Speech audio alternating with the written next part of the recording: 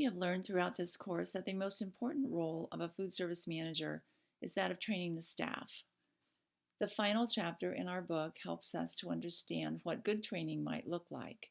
Staff needs to see that the commitment to food safety is a priority. Food safety training needs to fill the gap between what employees are required to know to do their jobs and what they actually know. It's important for employees who have received initial training to receive refresher training on an ongoing basis. There are several different tools that can be used to assess knowledge, including tests, on-the-job observation, and employee surveys to get an idea of what training needs to happen. As a manager, it is your responsibility to ensure that employees have the knowledge and skills needed to handle food safely in your establishment. You must also keep them informed of changes in the science of food safety and the best practices in the industry. It is also important for employees to receive this training on an ongoing basis. And of course, records need to be kept of all food safety training that has been conducted. Employees should receive training in proper personal hygiene. This would include things like maintaining their health, personal cleanliness, proper work attire, and hygienic practices such as hand washing. They also need training in safe food preparation. This includes time temperature control, preventing cross-contamination, and how to handle food safely during preparation, cooking, holding, cooling, reheating, and service. The training should also include procedures for cleaning and sanitizing food contact surfaces, how to safely handle chemicals that are used in the establishment, and pest identification and prevention. Before any training actually occurs, you should start with planning. This includes choosing appropriate training delivery methods, selecting training materials, and determining the best method for evaluating employee knowledge after the training session has ended. Planning also includes making administrative decisions such as where to hold the training and how to schedule it. Once these decisions have been made, the next step is to create an agenda or a training plan. A training plan is a very specific list of events that will take place during the training session. The list of training tools needed for the session may also include books, audiovisual materials, and food safety equipment or props. The training plan should also identify the amount of time that should be spent on each training point. Many establishments certify trainers or validate that they have the appropriate skills before allowing them to train. Now let's take a look at some common methods for delivering training to employees.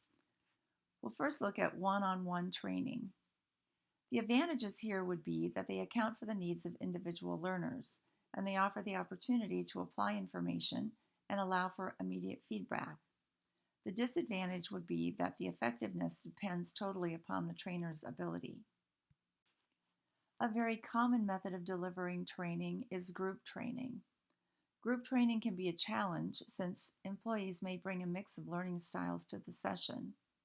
Group training often does not take into account the needs of the individual learner. Slow learners, less skilled employees, and those with limited proficiency in English may not understand all of the material presented. Trainers must keep employees involved during a training session. If they're involved, they will have a greater chance of retaining the information, and this is always more challenging in a group training situation. Demonstrations will be most effective if you follow the tell, show model. First, tell them how to do it. Explain the overall steps using written procedures, diagrams, forms, and things like that.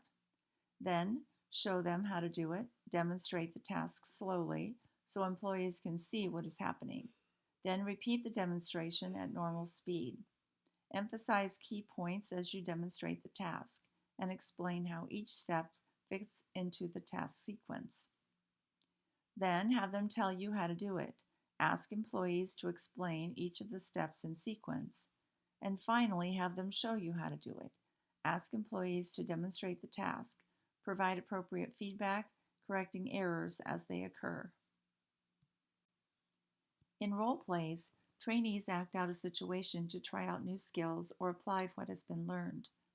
They usually are set up so one employee is confronted by another employee, where they must answer questions, handle problems, provide satisfaction, or solve a complaint. Different types of role plays are suitable for different types of learning situations. For example, a role play can be used to teach a manager how to work with a health inspector during an inspection. Training videos and DVDs can be great tools if used properly for things such as introducing new information, reinforcing information, or reviewing at the end of a session. To use them effectively, explain to employees what they will be learning or what you expect them to gain from watching the video. It's also important to plan some stopping points to discuss concepts that they're learning about. Videos will be much less effective if they are simply played for employees without any direct involvement by the manager. When planning training, it's important to remember that learners remember about 10% of what they read, 20% of what they hear, 30% of what they see, 50% of what they see and hear, and even more than that if you can work in something that they can see, hear, then do and practice.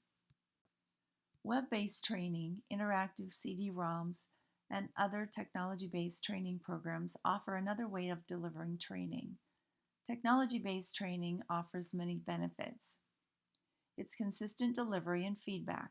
The training and the feedback are delivered the same way every time, and employees have some control of their learning path. Employees are also able to interact, review, and explore the content. It provides for increased practice, where employees are allowed to practice a skill until they're proficient.